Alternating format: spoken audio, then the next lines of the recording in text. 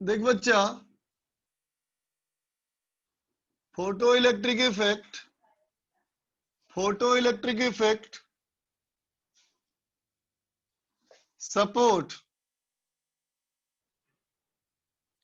Quantum nature of light. समझा बेटा? Photo electric effect जो है ये क्वांटम नेचर ऑफ लाइट को सपोर्ट करता है ना बेटा? ठीक है, तो देख बेटा, photo electric effect quantum nature of light को अगर सपोर्ट करता है ना बेटा? ठीक है, तो ये वेव नेचर को सपोर्ट क्यों नहीं करता? या यूं कहे बेटा कि वेव नेचर और पार्टिकल नेचर में क्या डिफरेंस है ना?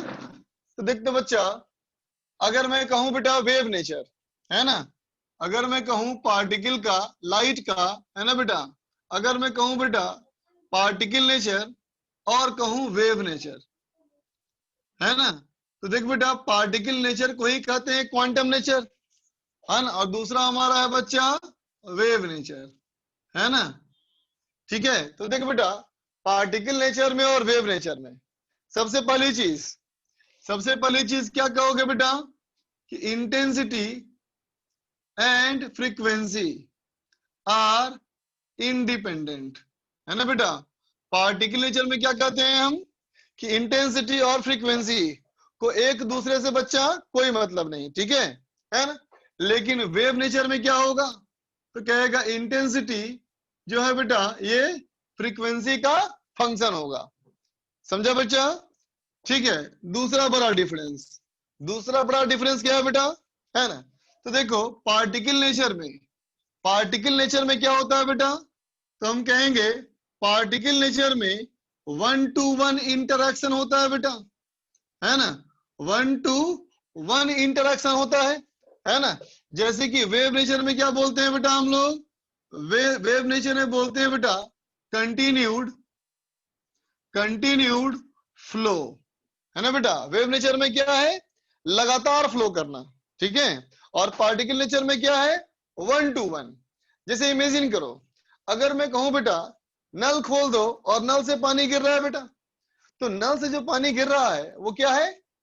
वेव नेचर, है ना बेटा? और अगर मैं कहूं कि मान लो बारिश की बूंदों से तुम पानी कर रहे हो कलेक्ट, तो बारिश की बूंदों से पानी कर रहे हो कलेक्ट, तो ये क्या हो गया? Particle nature. समझ में आया बेटा? है ना?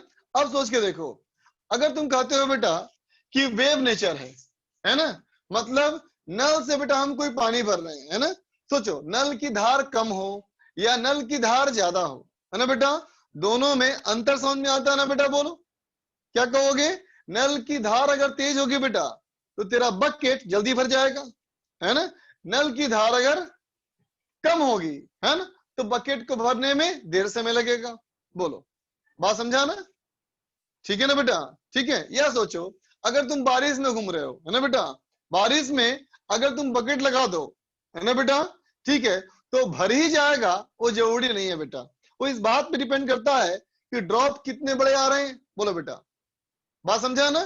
तो यूं समझो कि तुम्हारे पास एक छोटा सा कंटेनर है, बहुत छोटा सा कंटेनर, उस कंटेनर की जो कैपेसिटी हो गई, ये वो कैपेसिटी है जितने में कि इलेक्ट्रॉन बाहर निकल जाए, है ना बेटा? ठीक है, तब सोचो अगर मैं कहूं बेटा वेव नेचर तो कैसा होना चाहिए? Continuous flow. तब सोचो उस छोटे से कंटेनर को अगर नल के नीचे में लगा दूं, है ना बेटा, और धार, पानी की धार बहुत ही कम कर दूं, तो क्या होगा? थोड़ा देर से बढ़ेगा। धार अगर बड़ी कर दूं तो जल्दी भर जाएगा। बोलो बेटा, मतलब हमारी रिक्वायरमेंट कितने समय में पूरी होगी वो डिपेंड करता है कि इंटेंसिटी क्या है बच्चा। बोलो, राइट ना? ठीक है, लेकिन जब बारिश आ रही हो बेटा, है ना, ठीक, तो अगर एक बूंद, पानी की बूंद अगर इतनी बड़ी होगी कि तेरे छोटे से कंटेनर को पूरा भर दे, है ना, तो भर जाएगा पूरा, नहीं तो नहीं भरेगा। बोल बच्चा, ये बात समझ में आई? ठीक है बच्चा, है ना? तो इसका मतलब क्या समझ में आया बेटा तुमको? इसका मतलब क्या समझ में आया? फोटो इलेक्ट्रिक इफेक्ट में, है ना बेटा, बताओ, फोटोन का निकलना, फोटो इलेक्ट्रॉन का निकलना, वो इंटेंसिटी पे डिपेंड होती है क्या बच्चा? इंटेंसिटी पे डिपेंडेंट होती है क्या बच्चा? बोलो, नहीं ना? ठीक है, अब बताओ इलेक्ट्रॉन को निकलने में और फोटोन के गिरने में कोई समय का डिफरेंस होता है क्या? नहीं ना बच्चा, ठीक है। तो पहला एविडेंस क्या है, फर्स्ट एविडेंस क्या है? तो कहोगे फर्स्ट एविडेंस ये है बच्चा कि there is no lag, there is no lag, है ना बेटा, बिटवीन इंसिडेंस ऑफ लाइट, है ना बेटा, and emission of photo electron. समझा बेटा, फोटो इलेक्ट्रॉन के इमिशन में और फोटोन के गिरने में बहुत ज्यादा अंतर नहीं होता है, ठीक है बच्चा। दूसरी बड़ी बात क्या कहोगे बेटा कि जब लाइट गिरता है तो इंटेंसिटी भले ही बहुत कम हो, है ना, अगर फ्रीक्वेंसी थ्रेशोल्ड से ऊपर है तो लाइट हमारा फोटो इलेक्ट्रॉन निकलता है बच्चा। तो क्या कहोगे कि photo electrons eject even if the surface is faintly illuminated, है ना बेटा, faintly illuminated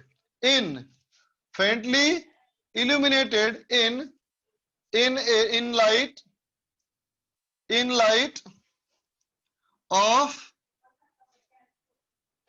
frequency more than threshold frequency. समझा बच्चा, अगर थ्रेशोल्ड फ्रीक्वेंसी से बड़ी फ्रीक्वेंसी हो तो हल्का सा इंटेंसिटी दोगे तो भी हमारा फोटो इलेक्ट्रॉन निकल जाएगा बच्चा, ठीक है।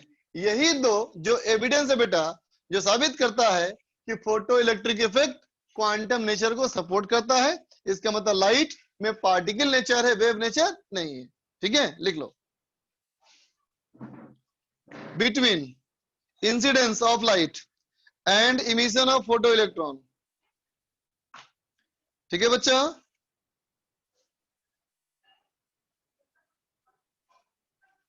लिख लो, मनीष बोल बेटा।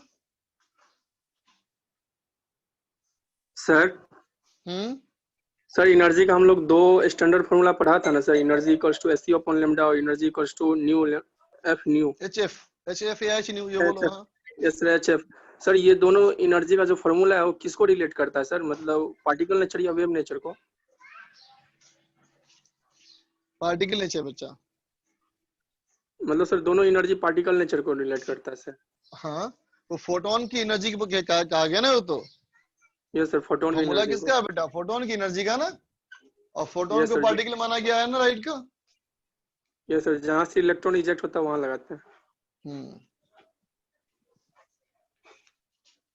ठीक।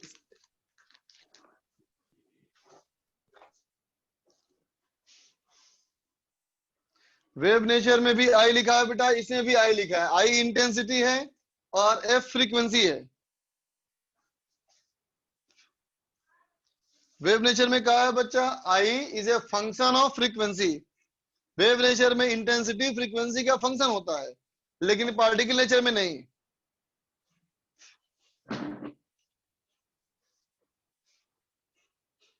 ऋषभ बोल बेटा। सर सेकंड लाइन रिपीट कर दो सर, ये यहाँ पे क्या लिखा है सर? ये वाला, हाँ sir. Photo electron eject even if the surface is faintly illuminated. Faintly illuminate का मतलब हल्की सी इंटेंसिटी, है ना बेटा, in light of frequency more than threshold frequency. Okay sir, thank you. ठीक है, यस सर। समझा बेटा। कहेंगे क्या, पार्टिकल नेचर में क्या होता है बेटा, 1-to-1 इंटरेक्शन, है ना बेटा, मतलब एक फोटोन गिरेगा तो एक इलेक्ट्रॉन ऑब्जर्व करेगा बच्चा, ठीक है ना। लेकिन वेव नेचर में ऐसा नहीं, यहाँ क्या मानेंगे, कंटिन्यूड फ्लो, या अलग अलग वाली बात है ही नहीं। बोलो भाई माई ए3। सर ये वेव नेचर में आई इक्वल्स टू एफ के बाद फंक्शन वाली ब्रैकेट में क्या लिखा है? अरे बेटा एफ है फंक्शन, ये एफ है फंक्शन और अंदर वाला एफ है फ्रीक्वेंसी। ओके सर, ठीक है, ठीक। एस बोलता है डी ब्रोगली में आपने सिर्फ H/mv वाला फॉर्मूला लिखवाया था, तो बेटा और कौन सा फॉर्मूला होता है मुझे नहीं पता, है ना।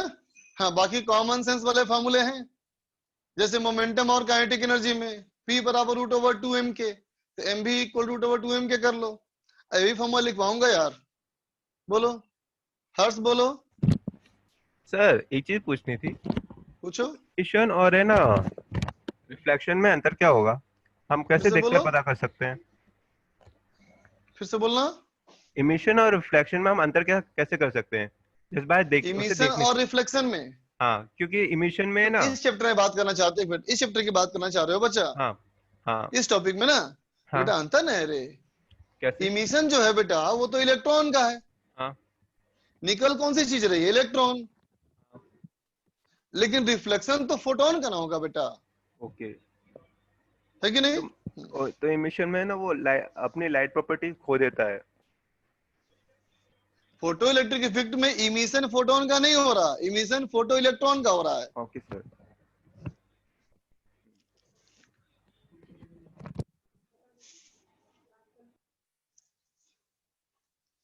बस यही बात रह गई थी बेटा, है ना। और अब चलो इंटर करते हैं बेटा हम लोग नेक्स्ट टॉपिक में, एटॉमिक फिजिक्स में। ठीक है बच्चा, तो देख एटॉमिक फिजिक्स में हमें एटम की बात करनी है बेटा, है ना। और एटम के स्ट्रक्चर के लिए बहुत सारे मॉडल है ना। जैसे कि थॉमसन्स मॉडल, बोल बेटा, है ना। ठीक है ना। जैसे कि और भी पीछे बहुत सारे मॉडल आए, है ना बेटा, लेकिन जो साइंस पे अच्छा खासा इम्पैक्ट डाल पाए बेटा, है ना, वो सब ये सब मॉडल हमारे थे, थॉमसन मॉडल और रदरफोर्ड मॉडल, है ना बेटा। ठीक है, और इसके बाद हमारा आया बच्चा बोर्स मॉडल। ठीक है, बोर्स मॉडल ज्यादा प्रैक्टिकल है और ज्यादा एक्चुअल केसेस को रिलेट किया, है ना बेटा। तो हमारा फोकस ऑफ स्टडी यही हमारा बोर मॉडल है बेटा। ठीक है, हमारे फिजिक्स में बस यही हमारा सिलेबस है ना बेटा, बोर मॉडल ही हमारा सिलेबस है। ठीक है, तो देख बेटा, देखा जाए बोर्स मॉडल ऑफ एटम, है ना बेटा। ठीक है, तो कोई बताओ मुझे बेटा थॉमसन मॉडल क्या था एक्चुअली, थॉमसन मॉडल क्या था। चलो हर्ष बोलेगा, बोलो तो हर्ष। हाँ थॉमसन बोलो। मॉडल में ना हाँ, ये माना गया था कि इलेक्ट्रॉन है ना प्रोटॉन के अराउंड स्पिन करता है, इलेक्ट्रॉन प्रोटॉन के प्रोटॉन के ना आसपास स्पिन करता है। हाँ, हाँ, नहीं बच्चा ऐसा नहीं नहीं था। होमोजीनियस, एक्चुअली एटम एक्चुअली हाँ, होमोजीनियसली। उसने कहा कि एटम हमारे क्या है, होमोजेनियस फेयर जैसा मान लो, यस सर, है ना। यही कहता था, भूल गया मैं। हाँ, इसको कहा था पुडिंग केक थ्योरी भी कहा जाता है पुडिंग बेटा, केक थ्योरी, इसको वाटरमेलन वाटरमेलन थ्योरी। थ्योरी भी कहा जाता है यस है सर। ना। ठीक है, या आसान शब्दों में कहो तो यूं समझो, जैसे कि मान लो बेटा तुम सैंड पार्टिकल्स ले लो, बालू के पार्टिकल्स, है ना बेटा। यूं समझो कि जो सैंड पार्टिकल्स हैं वो क्या है, इलेक्ट्रॉन्स हैं, है ना बेटा। ठीक है, और मान लो मिट्टी का क्ले, क्ले ले लो, क्ले गीला मिट्टी, गीली मिट्टी, है ना बेटा। क्ले क्या है, पॉजिटिव चार्ज, क्ले है पॉजिटिव चार्ज, और सैंड पार्टिकल्स क्या है बेटा, इलेक्ट्रॉन, है ना। सैंड और क्ले को आपस में मिक्स कर दो पूरा और इस तरह बना दो, तो क्या कहोगे कि जो मैटर है वो पॉजिटिव चार्ज का मैटर है ना, और सैंड पार्टिकल्स इलेक्ट्रॉन्स हैं। ये कहा किसने, थॉमसन मॉडल ने। ठीक है बेटा, ठीक है। लेकिन अगर थॉमसन मॉडल की बात करें, है ना बेटा, तो क्या कहोगे, अगर तुम्हारा मिट्टी का स्फीयर है बेटा और सैंड पार्टिकल हर जगह फैले हो, है ना बेटा, तो इस स्फीयर से मिट्टी निकालना और सैंड पार्टिकल निकालना, दोनों में एनर्जी बराबर खर्च होगी, है ना बेटा। Yes, sir. ठीक है, लेकिन प्रैक्टिकली क्या महसूस किया जाता है बेटा, पॉजिटिव चार्ज निकालना बहुत डिफिकल्ट है, नेगेटिव चार्ज निकालना आसान है ना। Yes, sir. हाँ, करेक्ट, ठीक है। फिर हमारा क्या है बच्चा, Rutherford model. Rutherford model mainly, है ना। रदरफोर्ड मॉडल क्या है बताओ। उसमें इलेक्ट्रॉन है ना, यानी प्रोटॉन हाँ बच्चा, इलेक्ट्रॉन के अराउंड फ्लो कर, हाँ न्यूक्लियस इसने क्या माना गया कि न्यूक्लियस और न्यूक्लियस इलेक्ट्रॉन। हमारा सेंटर पे है, पॉजिटिवली चार्ज, बहुत dense particle, alpha particle scattering experiment किया था ना इसने, उसने क्या साबित हुआ था कि न्यूक्लियस बहुत डेंस पार्टिकल है, एक जगह पे कॉन्सेंट्रेटेड है ना बेटा, Yes, वो sir. पॉजिटिव चार्ज है, और इलेक्ट्रॉन चारों तरफ चक्कर लगा रहा है। है। बोलो बेटा, Yes, sir. राइट ना? ठीक है। जैसे बेटा निखिल तू बता, रदरफोर्ड मॉडल में क्या था बेटा डिमेरिट? सर वो निखिल, इलेक्ट्रॉन घूम घूम कर सर वो न्यूक्लियस में कोलैप्स कर जाता है सर। किस में? रदरफोर्ड के मॉडल में? Yes sir. मतलब रदरफोर्ड का मॉडल गड़बड़ था कि रदरफोर्ड का एटम गड़बड़ था? मॉडल गड़बड़ था सर। मॉडल में क्या गड़बड़ था? सर उसने ये नहीं बताया कि एनर्जी जो है, इलेक्ट्रॉन जो है वो एक ही ऑर्बिट में घूमता रहता है। उसने कहा घूमते घूमते कोलैप्स कर जाएगा सर। नहीं बेटा, उसने ऐसा नहीं कहा था। देख बच्चा, मतलब रदरफोर्ड ने ये कहा, उसके मॉडल से ये प्रतीत होता था कि वो घूमते घूमते हाँ कोलैप्स हो जाएगा। ये सभी तुमने सही कहा। वो मॉडल ने, रदरफोर्ड ने कहा बेटा कि न्यूक्लियस हमारा सेंटर पे है और इलेक्ट्रॉन उसके चारों तरफ घूमता रहता है। ठीक है? Yes.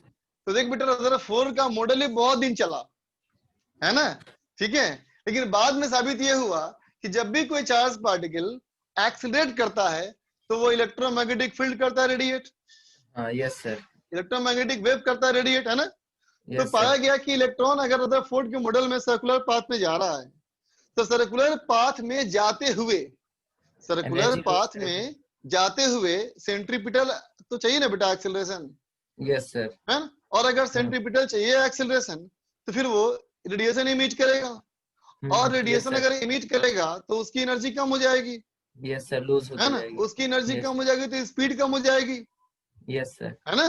ठीक है, तो क्या Yes. कहेंगे, अगर स्पीड कम हो गई तो सेंट्रीफ्यूगल फोर्स कम हो गया, सेंट्रीफ्यूगल Yes. फोर्स कम हो गया तो इलेक्ट्रोस्टैटिक फोर्स अंदर खींच लेगा, यस है सर। ना? इलेक्ट्रोस्टैटिक फोर्स अंदर खींच लेगा।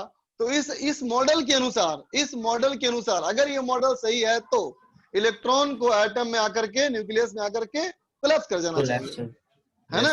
मतलब एटम की लाइफ साइकिल बहुत कम होनी चाहिए, है ना? हाँ। लेकिन ऐसा Yes. होता नहीं है, नहीं है। राइट ना बेटा? Yes sir. बात समझ गया ना? ठीक है। Yes. तो इसलिए वो रदरफोर्ड मॉडल का मेन ड्रॉबैक ये था, समझा बच्चा?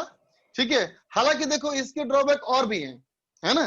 जैसे देखो बेटा, रदरफोर्ड का एक्चुअली सोचना क्या था, रदरफोर्ड का सोचना कुछ इस तरह सा है ना, कि देख बेटा, रदरफोर्ड के पास एक ही फॉर्मूला था। क्या था फॉर्मूला? mv²/r बराबर k(q1q2/r²), है ना बेटा? Yes sir. तो बताओ इस फॉर्मूले में कितने वेरिएबल हैं? सर दो वेरिएबल हो गए बेटा, एक स्पीड वेरिएबल हो गई और एक रेडियस वेरिएबल हो गई ना बेटा? बोलो।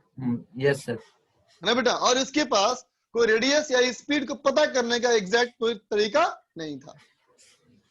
Yes sir. बात समझे बच्चा? है ना? Yes, एक ड्रॉबैक तो हमारा एक कह सकते हैं। चलो अगर हम बोर मॉडल की बात करें, है ना बेटा, तो देखो बेटा, बोर के मॉडल ने रदरफोर्ड के मॉडल को पूरी तरह एक्सेप्ट किया, है ना, और उसमें कुछ ऐड किया, ठीक है ना? तो पहली बात क्या कहेंगे बेटा? एक्सेप्टेड रदरफोर्ड मॉडल, है ना बेटा? बोर ने रदरफोर्ड के स्ट्रक्चर को एक्सेप्ट किया, ठीक है बेटा? ठीक है, और इसमें कुछ एजम्पशंस ऐड किए, समझे बेटा? इसमें कुछ एजम्पशंस ऐड किए, है ना? वो मॉडल ने रदरफोर्ड मॉडल को एक्सेप्ट किया, है ना बेटा, और उसमें कोई एजम्पशंस ऐड किया, ठीक है, जिसको बाद में क्या कहा गया? ठीक है, later on called as Bohr's postulates, है ना बेटा? इसको कहा गया बोर्स पोस्टुलेट्स कहा गया, ठीक है बेटा? समझा ना? तो अब बात है बेटा कि बोर्ड के पोस्टुलेट्स के मेन क्या क्या थे, बताओ स्टेटमेंट। पोस्टुलेट 1 कहा जाए अगर तो फर्स्ट पोस्टुलेट क्या था, बोलो कोई, किससे पूछूं अब? सर ज्यादा इलेक्ट्रॉन। अच्छा पता होगा। निखिल तुम्हारा टाइम खत्म, किसी और से पूछता हूँ यार, नहीं तो बाकी लोग को लगेगा कि उसको भावी नहीं है, वो सोचेगा फीस हम भी दिए हैं, हमको बोलने का मौका ही नहीं दिया जा रहा है। कनीस, सर किसी भी ऑर्बिट में इलेक्ट्रॉन की एनर्जी कांस्टेंट होती है। किसी भी ऑर्बिट में इलेक्ट्रॉन की एनर्जी कांस्टेंट होती है, बिल्कुल सही बात। तो पोस्टुलेट 1 मेनली क्या था उसना, क्या कहना था उसको बेटा? बोलो कि there are some certain orbits, है ना बेटा। उसने कहा था कि कुछ खास खास ऑर्बिट है बेटा, है ना, in which only electrons can be found, है ना बेटा, इलेक्ट्रॉन्स कैन बी फाउंड, ठीक है। दीज ऑर्बिट्स आर कॉल्ड, क्या कहा गया, बोलो इसको, क्या कहा गया, शेल्स, स्टेशनरी ऑर्बिट्स, ऑर्बिट्स। है ना बेटा, इसे कहा गया बच्चा स्टेशनरी ऑर्बिट्स कहा गया, ठीक है। और इस स्टेशनरी ऑर्बिट में खास बात क्या है, तो कहोगे इन स्टेशनरी ऑर्बिट में खास बात यह है, ठीक है, कि electrons moving on these orbits, है ना, ऑन नहीं इन, मूविंग इन दीज ऑर्बिट्स, है ना बेटा, डू नॉट इमिट रेडिएशन, है ना बेटा। इन ऑर्बिट में इलेक्ट्रॉन घूमेगा लेकिन एनर्जी रेडिएट नहीं करेगा, ठीक है। जैसे कि देख बच्चा, पॉजिटिवली चार्ज का न्यूक्लियस हो गया ना बच्चा सेंटर में, बोलो, ठीक है। अगर तुमसे कहा जाए कि इसमें बनाओ ऑर्बिट्स, तो इसमें तुम्हें कहा जाए बनाने को ऑर्बिट, तो तुम बहुत सारे सर्किल ड्रॉ कर सकते हो ना बच्चा, बोलो, infinite number of circle draw कर सकते हो ना, बोलो, है ना। कहोगे 1 सेंटीमीटर का, 2 सेंटीमीटर का, 1.1 सेंटीमीटर का, 1.12 सेंटीमीटर का, है ना, कुछ भी ड्रॉ कर सकते हो तुम। लेकिन बोर ने कहा कि अपनी मर्जी से तुम सर्किल ड्रॉ नहीं कर सकते, है ना, इसमें कुछ खास खास ऑर्बिट है ना, जैसे कि ये एक ऑर्बिट हो सकता है ये एक ऑर्बिट हो, है ना। इन सब ऑर्बिट में इलेक्ट्रॉन होगा तो इलेक्ट्रॉन स्टेबल होगा, और कहीं पे होगा तो इलेक्ट्रॉन स्टेबल नहीं होगा। क्लियर? Yes sir. ठीक है बच्चा, बात समझा ना? ठीक है, ठीक। और क्या कहा इसने? सर एनर्जी ए प्रिंसिपल क्वांटम नंबर, ए प्रिंसिपल क्वांटम नंबर, है ना बेटा, इज एसोसिएटेड, कहता है बेटा प्रिंसिपल क्वांटम नंबर हमेरा क्या है, हर ऑर्बिट के साथ एक नंबर जुड़ा हुआ है, ठीक है, विथ ईच ऑर्बिट। जैसे कि मान लो अपने घर में, है ना, तो अपने हॉल में 20 कुर्सियां लगा दो, ठीक है बच्चा, अपने घर में तुम कमरे में हॉल में 20 कुर्सियां लगा दो, ठीक है बेटा, और किसी भी कुर्सी पे कोई नंबरिंग ना हो, है ना, तो कौन कुर्सी आगे हो गया कौन पीछे हो गया, क्या इससे फर्क पड़ता है? नहीं ना। अब सोच के देखो, हर कुर्सी पे अगर नंबर दे दिए जाए 1 2 3 4 5 6, तब क्या होगा? हर कुर्सी की पोजीशन फिक्स हो गई ना बेटा। Yes sir.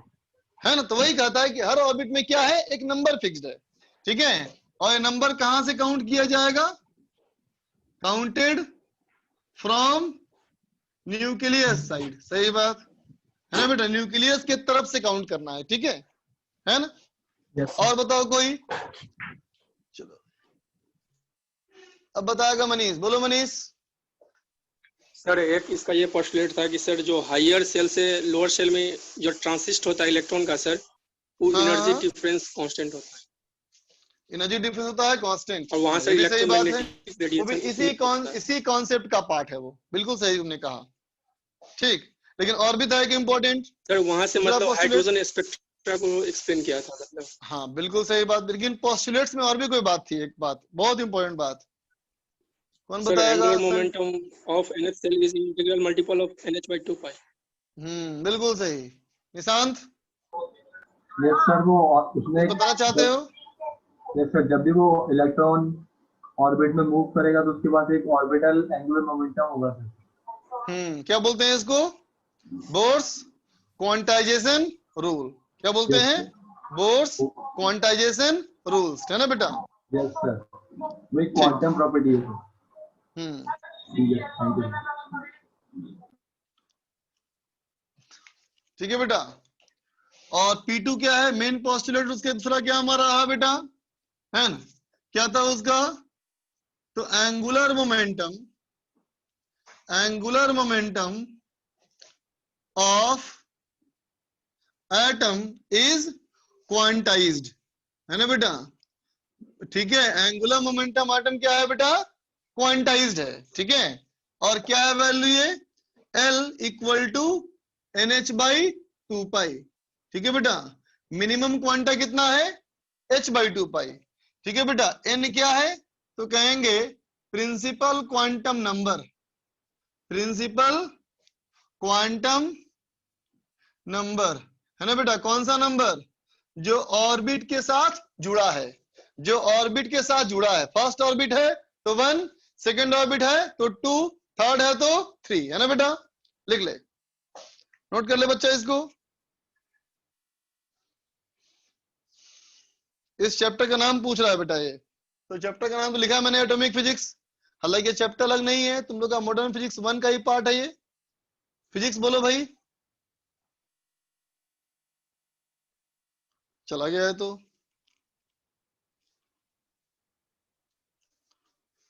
ब्लड आ रहा है स्क्रीन।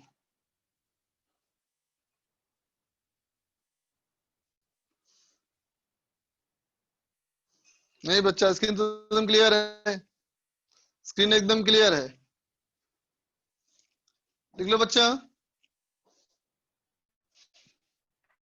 नहीं है ब्लड, मैं देख रहा हूं मोबाइल में, नेटवर्क तुम्हारा पुअर है बच्चा।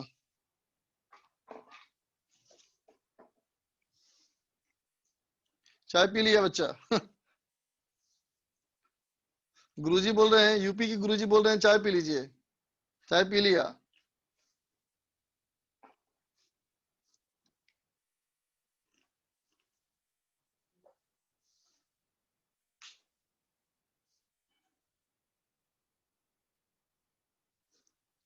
इसको कुछ कंफ्यूजन है क्या? इसका नाम है फिजिक्स, ये बोलता क्यों नहीं भाई?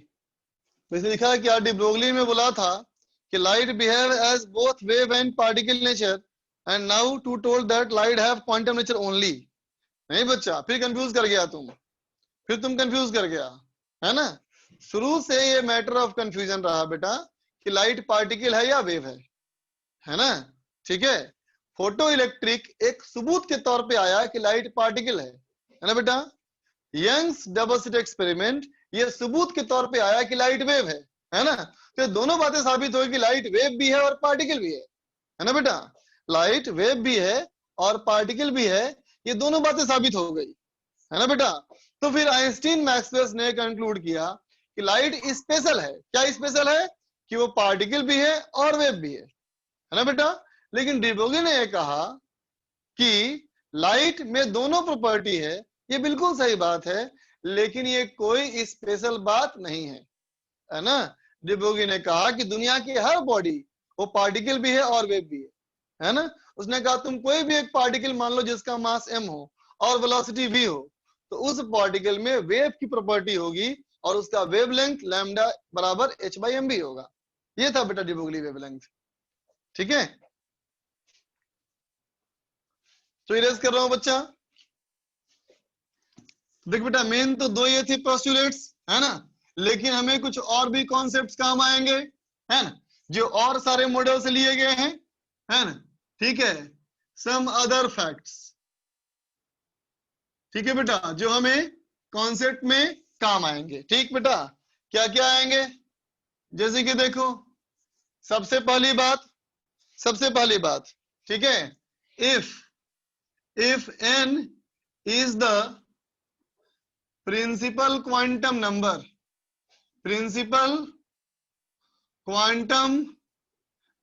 है ना। हालांकि शायद ये रदरफोर्ड का ही दिया हुआ था, याद नहीं आ रहा मुझे, हो सकता है बोर का ही हो। If n is the principal quantum number, है ना बेटा, तो क्या कहेंगे? ऑफ द ऑर्बिट, है ना बेटा। Then maximum capacity of containing electron is 2n²। समझा बेटा? अगर कोई ऑर्बिट है जिसका प्रिंसिपल क्वांटम नंबर n है, मतलब फर्स्ट ऑर्बिट के लिए 1 है, सेकेंड ऑर्बिट के लिए 2 है, थर्ड ऑर्बिट के लिए 3 है, फोर्थ के लिए 4 है ना बेटा। ठीक है, तो उस ऑर्बिट में अधिक से अधिक इलेक्ट्रॉन की संख्या कितनी हो सकती है? 2n²। इसका मतलब फर्स्ट ऑर्बिट में कितना हो गया? तो 2 × 1²। सेकंड में कितना हो गया? 2 × 2²। थर्ड में 2 × 3²। है ना बेटा, ठीक है ना। अब देखो दूसरा हमारा बेटा ये है कि electron in higher orbit, electron higher orbit मतलब जिसका प्रिंसिपल क्वांटम नंबर ज्यादा हो बेटा, है ना, ठीक है। इलेक्ट्रॉन इन हायर ऑर्बिट, ठीक है बच्चा, if moves to lower orbit, है ना बेटा, हायर ऑर्बिट से लोअर ऑर्बिट में मूव करे मतलब न्यूक्लियस के तरफ मूव करे, है ना बेटा, ठीक है। तो कहेंगे एनर्जी इज रिलीज्ड, है ना बेटा, ठीक है, इन टर्म्स ऑफ फोटोन, है ना बेटा, फोटोन के टर्म में, फोटोन के रूप में उससे एनर्जी बाहर निकलेगी, है ना बेटा, of energy exactly equal to, of energy exactly equal to, है ना, energy difference involved in the transition, समझा बेटा, इन्वॉल्व्ड इन द ट्रांजिशन, ठीक है, बात समझा बेटा, ठीक है ना, बात समझे बेटा। एंड द प्रोसेस जो मूव करेगा, है ना बेटा, उसे क्या कहा जाएगा, इज कॉल्ड डी एक्साइटेशन, उसे क्या कहोगे बच्चा, डी एक्साइटेशन कहा जाएगा, ठीक है ना।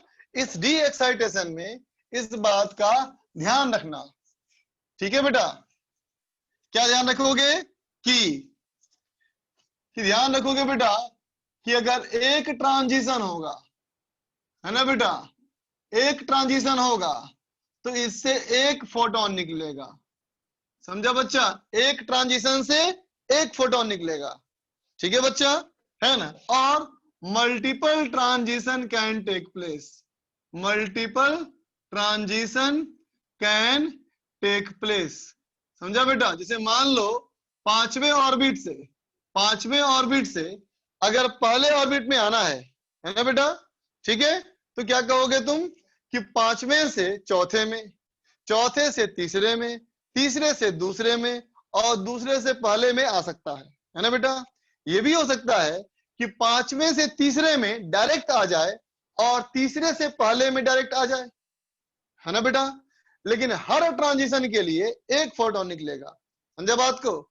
अगर पांचवें से पहले ऑर्बिट में एक एक करके आया, 5 से 4, 4 से 3, 3 से 2, 2 से 1, है ना बेटा, तो इसमें 4 फोटोन निकलेंगे। पहला फोटोन निकलेगा जिसकी एनर्जी होगी E5 माइनस E4, दूसरा फोटोन निकलेगा उसकी एनर्जी होगी E4 माइनस E3, तीसरा फोटोन निकलेगा जिसकी एनर्जी होगी E3 माइनस E2, है ना बेटा, चौथा निकलेगा जिसकी एनर्जी होगी E2 माइनस E1, है ना बेटा।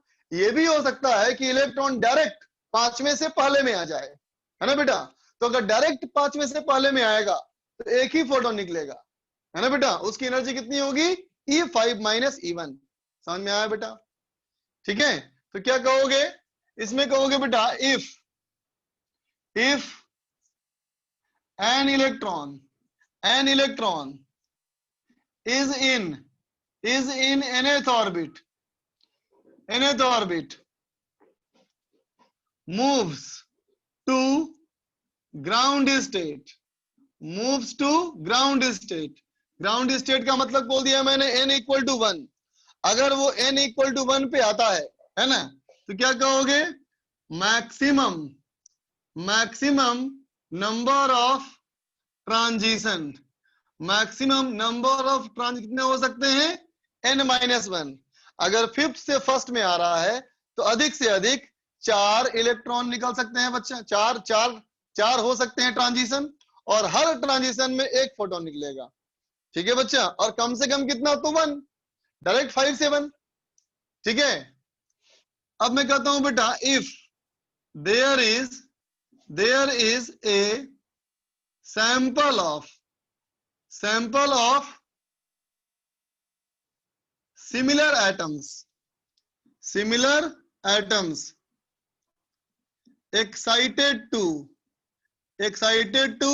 सेम स्टेट, है ना बेटा, सेम स्टेट nth ऑर्बिट तक एक्साइटेड हो, है ना। सैंपल है मतलब क्या बोलेंगे, बोलेंगे बहुत सारे एटम हैं और सभी एटम एक जैसा एक्साइट किया हुआ है, सभी डी एक्साइट होगा बेटा, सबसे निकलेगा फोटोन, है ना। ठीक है, तो क्या कहोगे, then large number of photons are emitted, है ना बेटा, फोटॉन्स आर इमिटेड, क्या होगा, फोटॉन्स बहुत बड़ी संख्या में बाहर निकलेगी, ठीक है ना। इन विच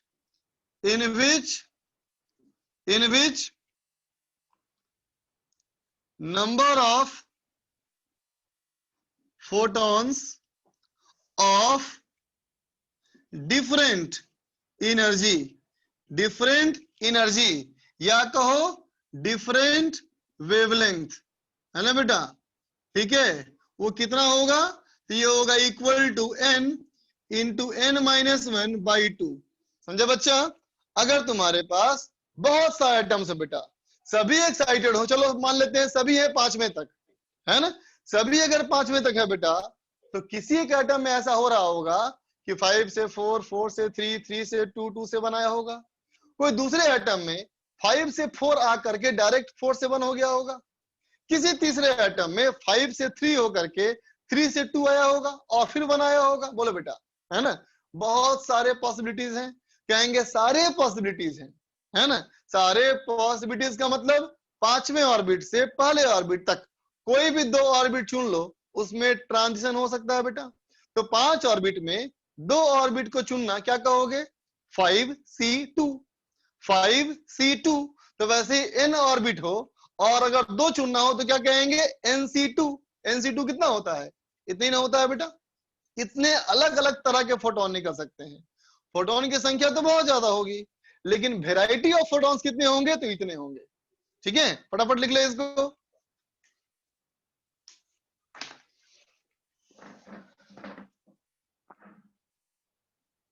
मनीष बोलो। सर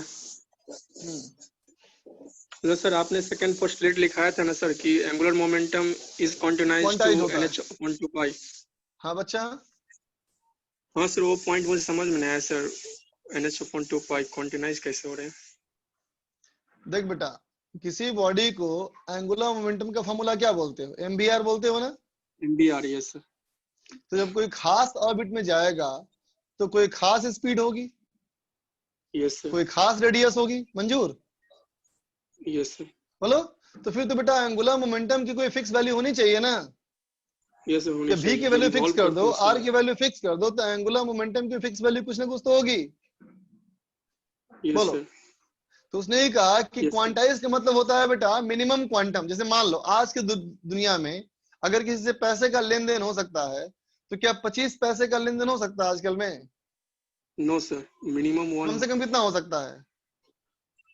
1 हो सकता है सर। 1 रुपया हो सकता है, उससे कम नहीं हो सकता ना बेटा। तो कहेंगे आज के वर्ल्ड में जो पैसों का इंडिया में लेन देन है बेटा वो क्वांटाइज्ड है, ठीक है, और उसका मिनिमम क्वांटा कितना है, तो बोलेगा 1 रुपया।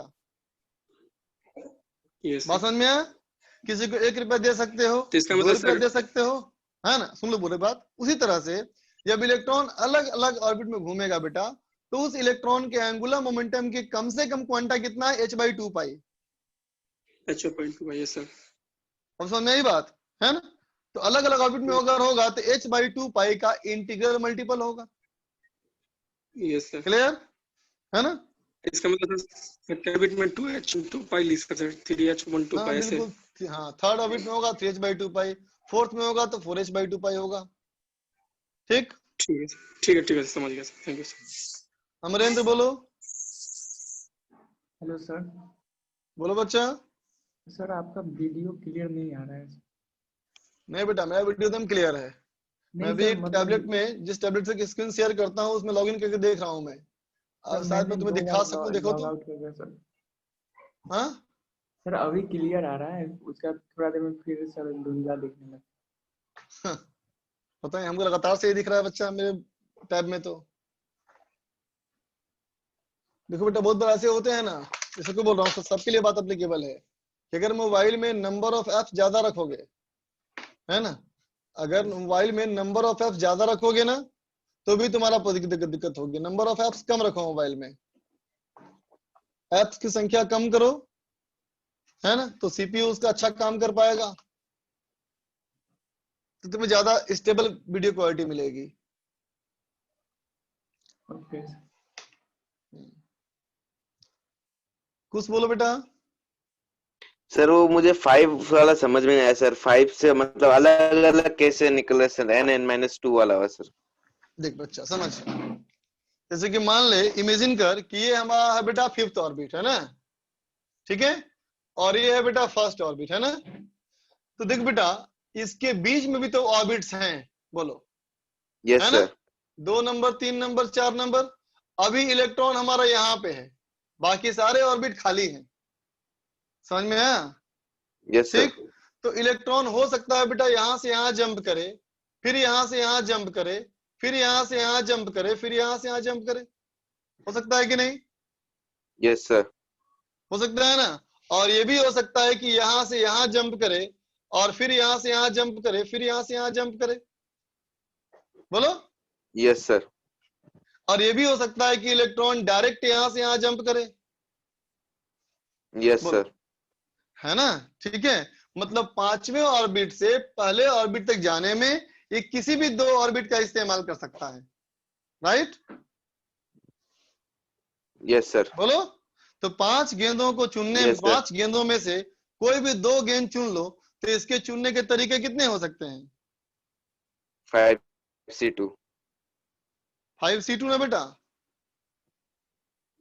Yes sir. यस सर, समझ में आ गया 5C2? सर। हाँ, निशान बोलो बेटा, सर बोलो। आवाज बंद हो गई। माही बोलो तुम। सर प्लीज थोड़ा बढ़ा लीजिए। ओके बच्चा। Thank देख you, बेटा sir. ये तो बात हुई किसकी? डी एक्साइट करने की। डी एक्साइट करने का मतलब क्या हुआ? हायर ऑर्बिट से लोअर ऑर्बिट में आएगा, ठीक है बच्चा? ठीक है, अब देखो अगला पॉइंट। अब कहेंगे atoms, atoms if absorb energy, है ना बेटा। एटम हमारा जब एनर्जी एब्जॉर्ब करेगा, ठीक है, देन इलेक्ट्रॉन्स, है ना बेटा, में एक्साइट, है ना बेटा, टू हायर ऑर्बिट। समझे बेटा, लोअर ऑर्बिट से हायर ऑर्बिट में जा सकता है, ठीक है। हायर ऑर्बिट, लोअर से हायर में जा सकता है, मतलब पहले से लेकर के दूसरे में, दूसरा से लेकर के 5वें में जा सकता है। कब ऐसा होगा? जब उसको एनर्जी मिलेगी तब, है ना। और कितनी एनर्जी मिलेगी? तो क्या कहोगे? कहोगे बेटा excitation, excitation is possible only if absorbed energy is exactly equal to the energy difference between the energy of the stationary orbit involved। समझा बेटा? जैसे कि मान लो, जैसे कि मान लिया जाए, ठीक है बच्चा, अगर मैं कहूं कि यू एज्यूम करो बेटा कि इलेक्ट्रॉन हमारा फर्स्ट ऑर्बिट में है, इलेक्ट्रॉन हमारा फर्स्ट ऑर्बिट में है बेटा, ठीक है, और इसकी एनर्जी है -50 इलेक्ट्रॉन वोल्ट, ठीक है बच्चा। अगली जो सेकेंड ऑर्बिट है ये है -10 इलेक्ट्रॉन वोल्ट, ठीक है बच्चा। अगला जो हमारा है ये है -2 इलेक्ट्रॉन वोल्ट, ठीक है बेटा। और अगला जो हमारा है ये है -0.5 इलेक्ट्रॉन वोल्ट, ठीक है। तो अब मुझे बताओ इलेक्ट्रॉन को यहां से यहां जाने के लिए कितना एनर्जी चाहिए? बोलो बच्चा। 40 इलेक्ट्रॉन वोल्ट चाहिए। और बोलो बेटा यहां से यहां जाने के लिए कितना चाहिए? बोलो बोलो 48 चाहिए। बिल्कुल सही बात है ना। तो देखो बेटा अगर इलेक्ट्रॉन यहां पे है ना, तो अगर उसको 40 इलेक्ट्रॉन वोल्ट एग्जैक्टली मिले तो यहां चला जाएगा। बोलो बेटा ठीक है। अगर उसको 48 इलेक्ट्रॉन वोल्ट एग्जैक्टली मिले तो यहां से यहां चला जाएगा। ठीक है, लेकिन ये बीच का एनर्जी ऑब्जर्व नहीं करेगा। इसको 41 दो, 42 दो, 43 लो, नहीं ऑब्जर्व करेगा। समझा बेटा? ये तभी ऊपर जाएगा जब किसी ऊपर के एनर्जी लेवल से एनर्जी मैच करेगी। बात समझ में आया? ठीक है ना। दूसरी बात क्या कहोगे बेटा, है ना, कि chance of multiple excitation, chance of multiple excitation, है ना बेटा, इज वेरी लो, है ना बेटा, इज वेरी रेयर। समझा बात को? मल्टीपल एक्साइटेशन का मतलब क्या हुआ? मतलब हुआ पहले से दूसरा, दूसरे से तीसरा, तीसरे से चौथा, ऐसा बहुत कम होता है। मतलब मानो कि नहीं होता है ना बेटा। जब भी एक्साइटेशन होगा तो क्या होगा? सिंगल ट्रांजिशन, है ना, या तो फर्स्ट से सेकंड, फर्स्ट से थर्ड, या फर्स्ट से फोर्थ, है ना। ऐसा कभी नहीं बोलना कि 1 से 2, 2 से 3, 3 से 4, है ना। समझो बेटा ऑर्बिट जो है, यूं समझो ऑर्बिट जो है एक ऐसी सीढ़ी है जिसका इस्तेमाल इलेक्ट्रॉन ऊपर चढ़ने के लिए नहीं कर सकता, है ना, उतरने के लिए कर सकता है। बात समझ में आई? याद कर लो ऑर्बिट जो हैं ऐसे हैं बेटा कि इलेक्ट्रॉन जो है उस सीढ़ी का इस्तेमाल चढ़ने में नहीं कर सकता, हाँ उतरने में कर सकता है। क्लियर? ठीक है ना। ठीक है बच्चा। हाँ न्यूमेरिकल क्वेश्चन फॉर्म करने के लिए कोई बना देगा इस रूल के अगेंस्ट भी, इस रूल के अगेंस्ट भी क्वेश्चन बना सकता है कोई, लेकिन वो सिर्फ क्वेश्चन है बेटा, कॉन्सेप्ट नहीं है ना। लिख लो इसको फटाफट।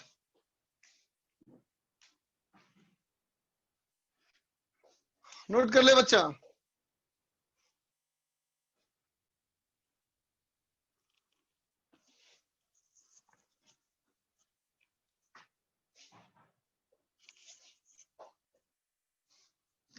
फोर्टी टू देंगे तो कुछ नहीं होगा बेटा असद, 42 देने पे कुछ नहीं होगा।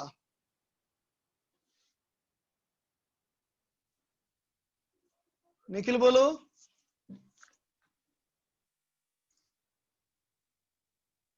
निखिल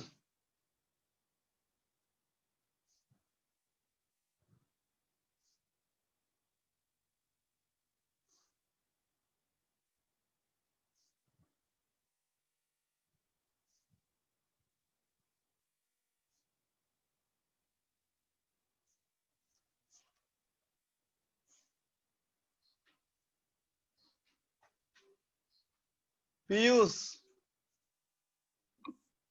सर मेरा भी ये डाउट था कि अगर 42 देंगे तो क्या वो 10 -10 वाले एनर्जी तक जाएगा और फिर बाकी वाली एब्जॉर्ब नहीं नहीं करेगा? ऐसा नहीं होगा, तो जाएगा ही नहीं कहीं? जाएगा ही नहीं, अब्जॉर्ब ही नहीं करेगा उसको, उस एनर्जी को रिफ्लेक्ट कर देगा। अच्छा ठीक है, थैंक यू। ओके बच्चा।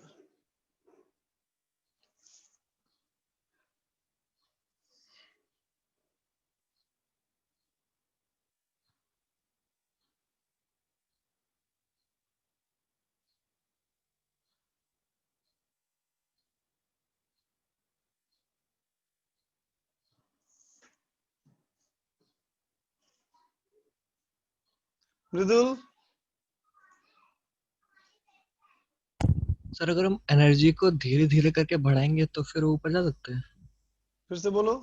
अगर हम एनर्जी को धीरे धीरे करके बढ़ाएंगे जैसे कि 35, जैसे 36, 37, 38, 39, 40, तो 40 पे आके फिर ऊपर आ जाए, फिर 41, फिर 42, फिर अगर ऐसे करेंगे तो होगा।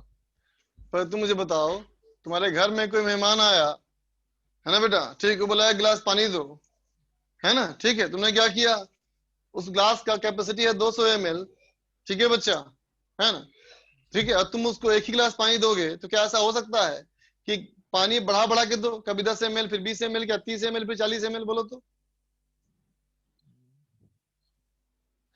नहीं ना बच्चा, गिलास तो एक ही दोगे ना, बात समझे ना बेटा। एनर्जी बढ़ावा देने का मतलब क्या होता है, अगर तुम 5 वोल्ट दोगे इसको या एनर्जी है ना, तो कुछ नहीं होगा इसको, तेरा 5 वोल्ट बेकार हो गया। तुम और दोगे 8 वोल्ट दोगे, 8 वोल्ट दोगे, फिर कुछ नहीं होगा इसको। जब सर हम 40 देंगे तब वो ऊपर चला जाएगा, फिर 40 के बाद अगर 40 दोगे तो ऊपर चलेगा, 40 खत्म हो गया। अब फिर और बढ़ा दें अगर 41 कर, और 40 दोगे और 40 दोगे तो बाहर निकल जाएगा इससे। लेकिन बात है यहाँ के बाद दोबारा ऑब्जर्व करने से पहले, तुम्हारी दूसरी बार एनर्जी देने से पहले हो सकता है वापस आ गया अपनी जगह पे। समझा बच्चा? हाँ सर। मेरी बात समझ में आई? हाँ सर।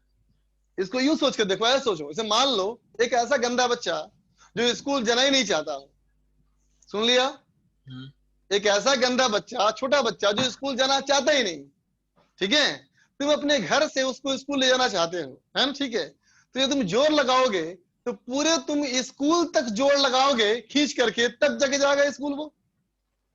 थोड़ी सी एनर्जी कम हो गई फिर भाग जाएगा वो, थोड़ा सा बढ़ा दोगे है ना, फिर ही भाग जाएगा वो। बात समझ में आ रही है? तो ये इलेक्ट्रॉन को स्कूल ले जाना है बच्चा, समझो यही है ना, एग्जैक्टली बात जाओगे तभी बात बनेगी, है ना, ठीक है। और दूसरी बात है, स्कूल पे छोड़ भी दोगे ला करके ना, तो स्कूल में रहेगा गारंटी नहीं है, फिर भाग जाएगा वहां से और फिर पहुंच जाएगा अपने घर पे। ठीक है सर, समझ गए। हाँ निमिष बोलो। सर ऐसा भी तो हो सकता है कि सर उसने मतलब वो एटम छोड़ के ही भाग जाए। हाँ ऐसा भी हो सकता है। अगर मान लो एनर्जी 0.5 है ना, ये इन्फिनिटी पे 0 हो गई, तो 50 इलेक्ट्रॉन वोल्ट ज्यादा एनर्जी तो बाहर निकल जाएगा पूरा वो, है ना। 8 इलेक्ट्रॉन वोल्ट देंगे तो पहले मुझे बताओ, एक मिनट, तुम लोग ये सारी चीज केमिस्ट्री में पढ़ चुके हो, तो मुझसे इतना क्यों पूछ रहे हो? मैं तो ये उम्मीद करता हूँ कि तुम लोग को मुझसे ज्यादा आता होगा, इसमें ज्यादा पढ़ चुका है मुझसे, मुझे तो याद भी नहीं उतना, जितना तुम भूल चुका होगा उससे कम तो मुझे आता होगा। रे ईशान,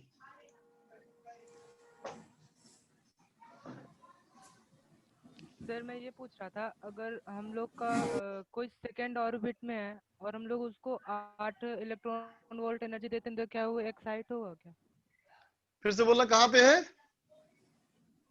सर सेकेंड ऑर्बिट में है, सॉरी। हाँ अगर सेकेंड उसका ग्राउंड स्टेट है तो हो सकता है, अगर सेकेंड उसके ग्राउंड स्टेट है तो 8 इलेक्ट्रॉन वोल्ट और दोगे तो यहां तक पहुंच जाएगा। लेकिन अगर उसके ग्राउंड स्टेट फर्स्ट है तो फर्स्ट से सेकेंड, सेकेंड से थर्ड नहीं जाना है, ठीक है,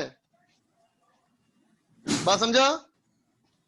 अब चलो आगे बढ़ने दे, मुझे बहुत रोकता है तुम लोग।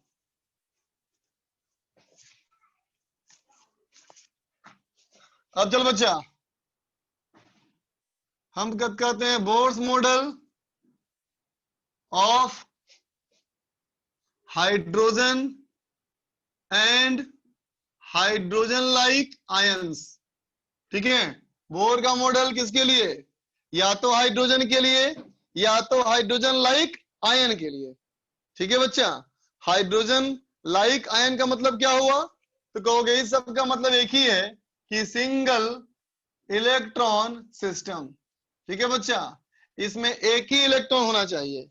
अगर हीलियम की बात कर रहे हो तो हीलियम से एक इलेक्ट्रॉन निकाल दो, अगर लिथियम की बात कर रहे हो तो 2 इलेक्ट्रॉन निकाल दो, उसके बाद बात हो रही है, ठीक है। तो देख बेटा, मान लिया जाए इसका न्यूक्लियस है ना बेटा, ठीक है, इसमें कितने चार्ज हो गए? तो कहोगे प्लस जेडी चार्ज। अगर ये कोई आयन है बेटा जिसका एटॉमिक नंबर Z है तो इसके सेंटर पे चार्ज कितना है? Plus JD. अब मानो कोई भी इलेक्ट्रॉन जो घूम रहा है, अभी हमारा ये nth ऑर्बिट में घूम रहा है, ठीक है। तो इस ऑर्बिट में जो इसकी स्पीड है ये इसकी है Vn, और जो ऑर्बिट का रेडियस है ये है Rn, ठीक है बेटा।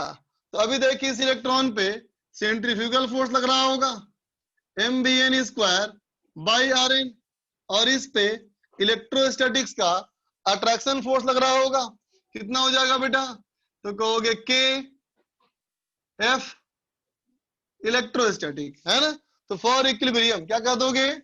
F electrostatic equal to mvn² / Rn, और ये कितना हो गया? तो k हो गया 1/4 pi epsilon naught Q1 Q2 by R square is equal to M VN square by RN। चेन कैंसिल कर दो तो क्या हो गया M VN स्क्वायर RN equal to JD square by 4 pi epsilon naught. Equation number 1। ठीक है बच्चा। अब इस्तेमाल कर रहे हैं बेटा बोर्स क्वांटाइजेशन रूल, है ना बेटा। तो बोर्स का जो क्वांटाइजेशन रूल है वो क्या है, L बराबर NH बाई 2 पाई, है ना बेटा। और L का मतलब क्या है, M into VN into RN is equal to NH by 2 pi. Equation number 2। ठीक है बच्चा। अब इन दोनों को डिवाइड कर लो, इक्वेशन नंबर 1 और इक्वेशन नंबर 2 को डिवाइड कर लोगे बच्चा तो क्या हो जाएगा, VN निकल जाएगा ना। कितना हो जाएगा VN बताओ, VN हमारा कितना हो जाएगा, ये हो जाएगा ZE स्क्वायर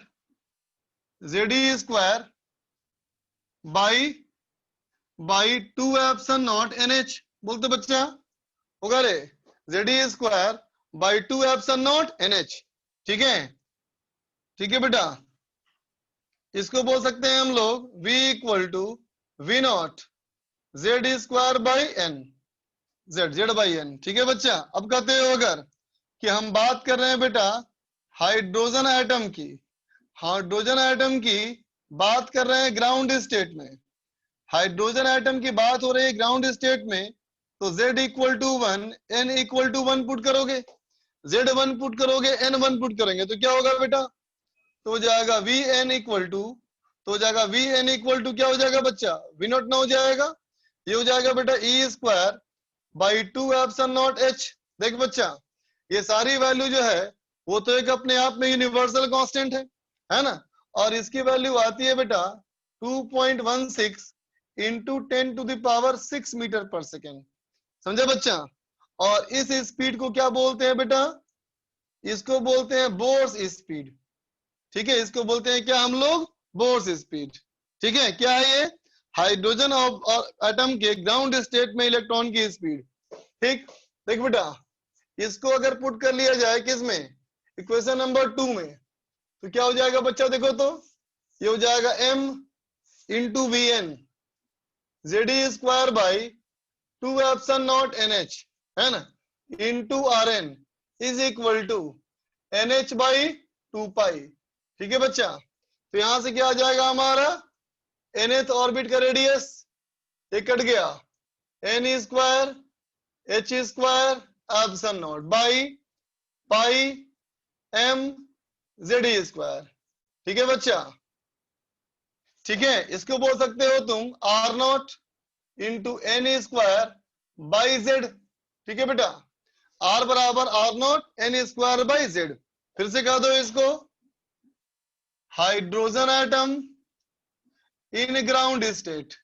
ठीक है बेटा, ग्राउंड स्टेट में हाइड्रोजन एटम, तो Z equal to 1 N equal to 1, तो हो जाएगा बेटा R नॉट इक्वल टू, ये हो जाएगा बेटा H square epsilon not by pi M E square. ठीक है बच्चा, इसकी वैल्यू आती है 0.53 एंगस्ट्रम। ठीक है, समझो बेटा। इसे कहा जाता है क्या, इसे कहा जाता है बेटा बोर्स रेडियस, इसका नाम है बोर्स रेडियस। ठीक है, लिख लो, नोट कर ले बच्चा फटाफट। ईशान बोलो।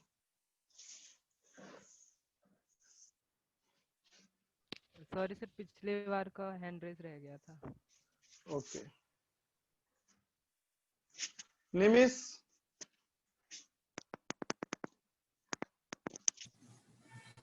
सर वो पिछले बार का था हैंड रेज। निखिल।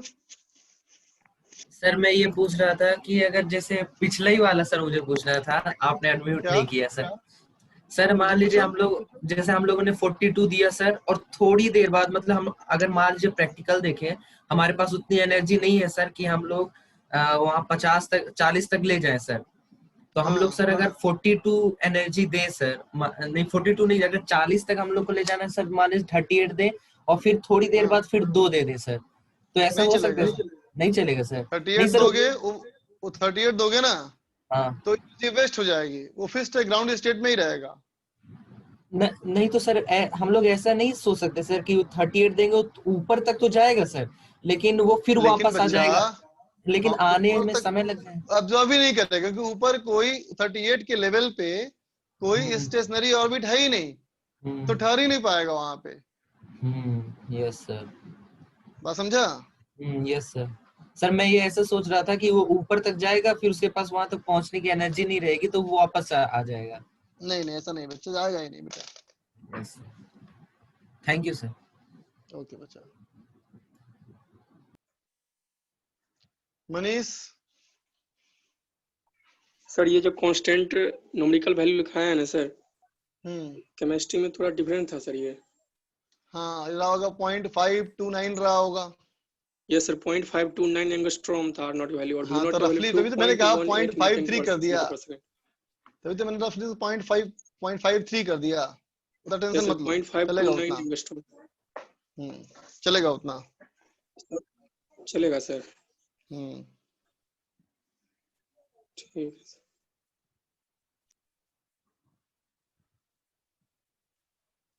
लिख लिया बच्चा? इरेज कर दूं?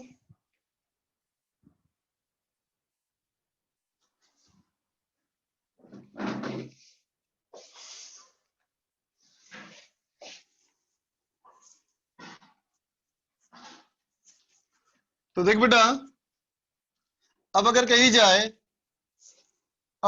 बेटा काइनेटिक एनर्जी ऑफ इलेक्ट्रॉन की काइनेटिक एनर्जी है ना बेटा, तो क्या कहोगे? K बराबर हाफ mvn²। कितना हो जाएगा बच्चा? ये हो जाएगा vn की वैल्यू, vn यही था ना, Ze²/2 है ना बेटा, ये पुट कर ले, तो हो जाएगा Ze² m e⁴ divided by Ze² m e⁴ divide by 8 epsilon not square n² h²। बोल बेटा, होगा? ठीक है। अब कहोगे बेटा पोटेंशियल एनर्जी ऑफ एटम, तो एटम का क्या होगा पोटेंशियल एनर्जी? तो कहेंगे 1/4 pi epsilon naught Q1 Q2 by Rn। ठीक है बच्चा, ये हो गया माइनस, ये हो गया minus Ze² by 4 pi epsilon not into Rn। Rn यहां से पुट कर लो, n हो जाएगा बच्चा पाई m Ze² by n² h² epsilon not. ठीक है बच्चा, तो कितना हो गया देखो, u इक्वल टू हो गया बेटा minus of Z² e⁴m divided by 4 पाई तो पाई कट गया है, 4 epsilon not square n² h²। ठीक है बच्चा? ठीक है।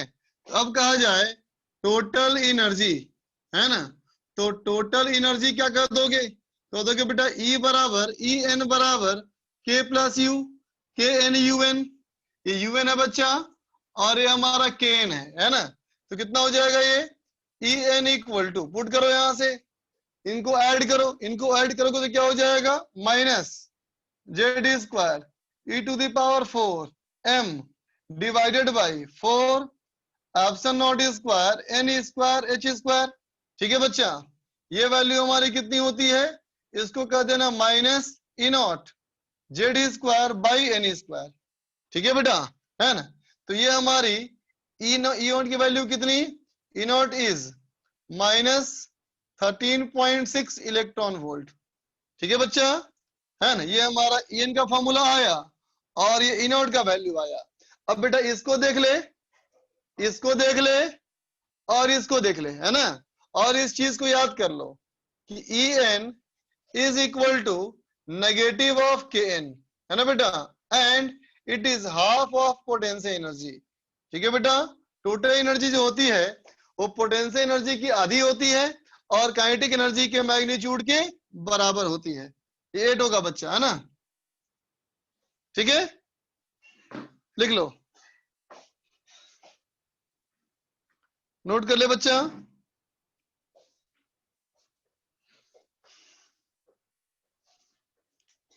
और अब चलो होमवर्क करेंगे डिस्कस, बाकी आगे कल बात होगी इसमें।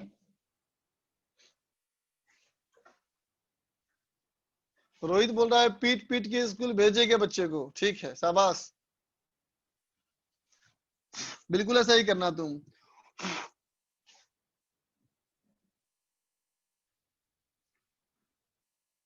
अच्छा, होमवर्क क्या करना है बेटा? होमवर्क में क्या करना है बताओ, डिस्कस कोई?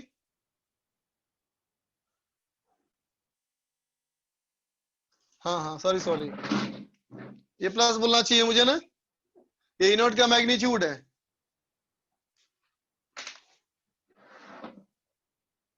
Exercise 2 part 4 AC, exercise 2 part 4 में एसी करना है हम लोग को डिस्कस। चलो निकालते हैं।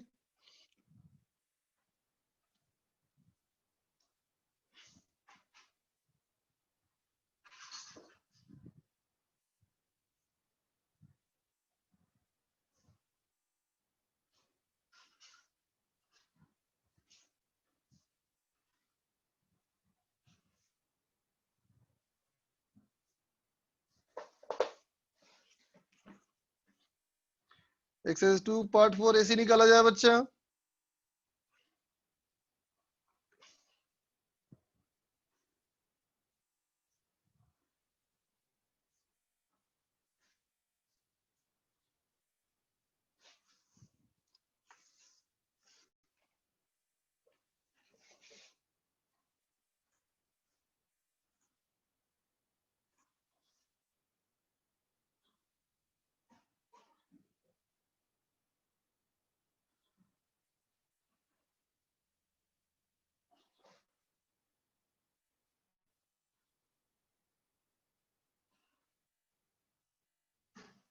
चलो एसी की सीट निकालो बच्चों।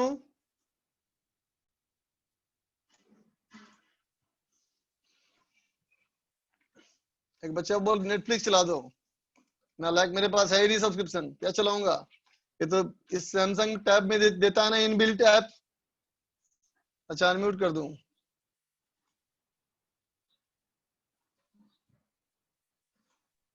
कर दिया सबको अनम्यूट। क्यों निकालो बच्चा, एक्सरसाइज 2 पार्ट 4 निकालो।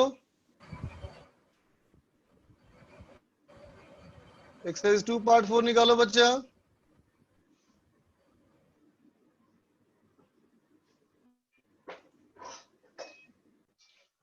बोलो, फास्ट हो गया? सर डाउट है पहले बोलो। कॉन्वेंशन पहले में डाउट है, लाइट डाउट है। है। चलो बताता हूँ, देखो बच्चा। सेकंड बताता हूँ बच्चा, देखो सवाल कहता है बेटा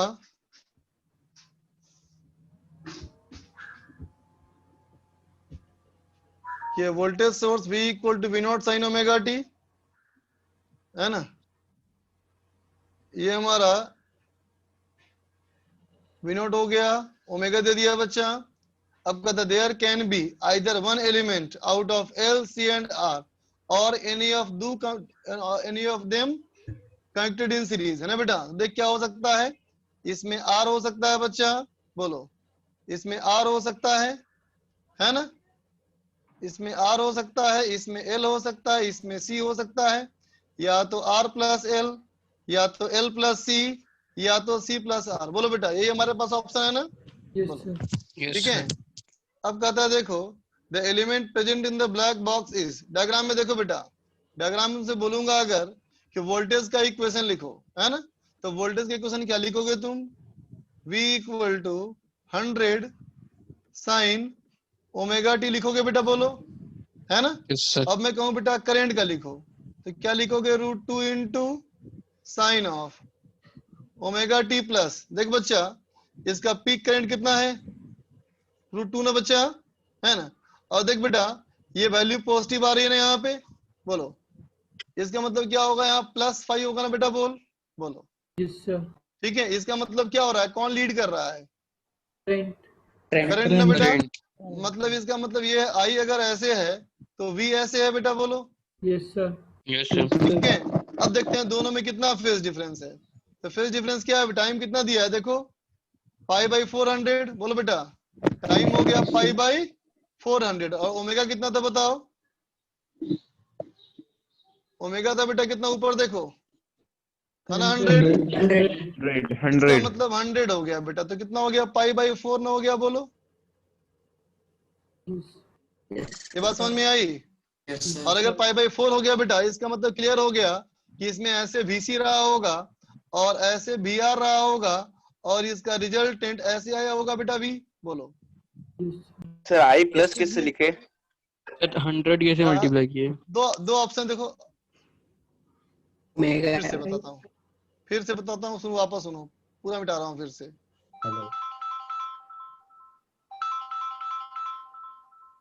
चलो देखो ध्यान से देख, मैं बोलता हूँ बेटा कि चल इस प्लस को और माइनस को करने का मेरे पास दो ऑप्शन है ना बेटा, ठीक है, या तो प्लस करूं या माइनस करूं। अब बताना मुझे, अगर इसे टाइम 0 कर दूंगा तो आई क्या आएगा, नेगेटिव की पॉजिटिव, क्या आना चाहिए, देखिए बताओ यहाँ डायग्राम को देख के बताओ।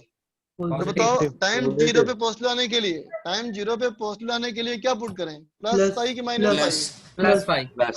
अब बताओ आगे समझ में बात, प्लस होगा ना ये, यस सर इतना क्लियर सबको हो गया कि ये प्लस होना चाहिए, माइनस नहीं होना चाहिए, बोलो बच्चे। Yes sir.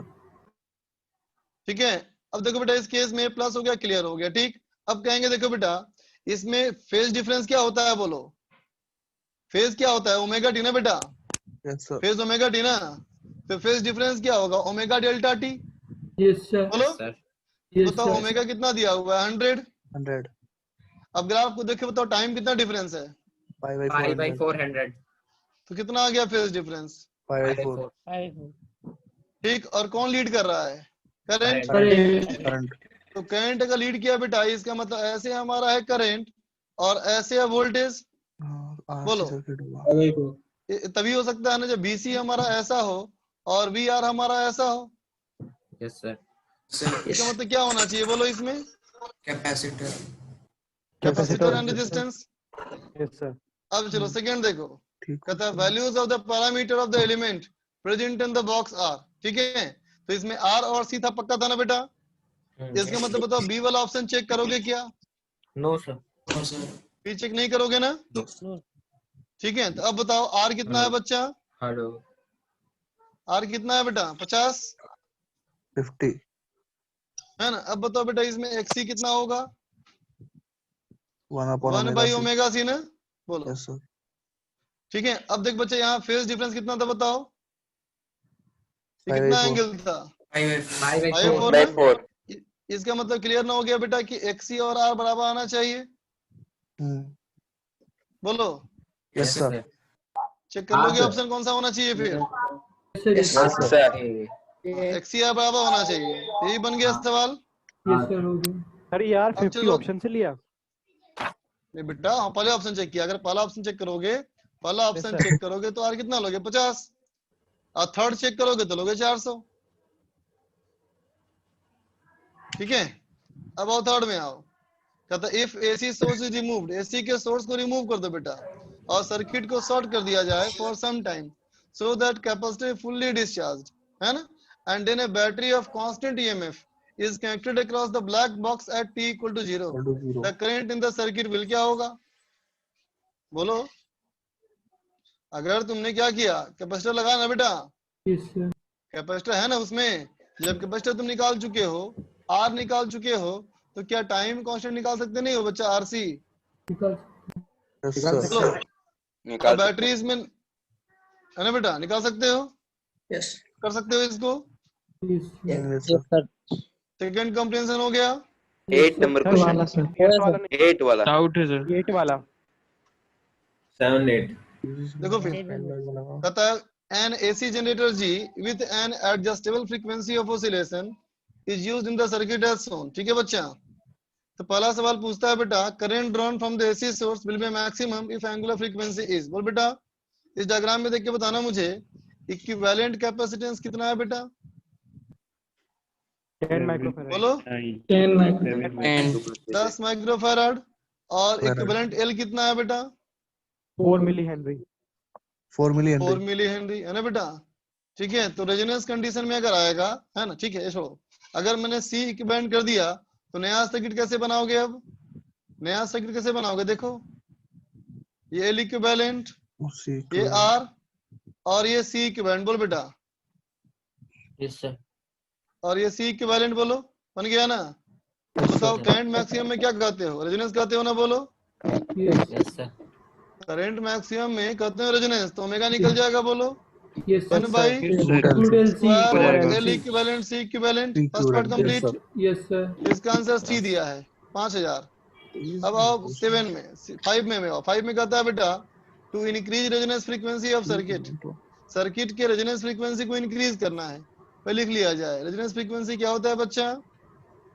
1/2 पाई बोलो बोलो स्क्वायर है ना। अब कहता है बेटा sum of the changes in the circuit are carried out which changes us certainly result increase in the frequency. बोलो तो बेटा पहला हो सकता है क्या?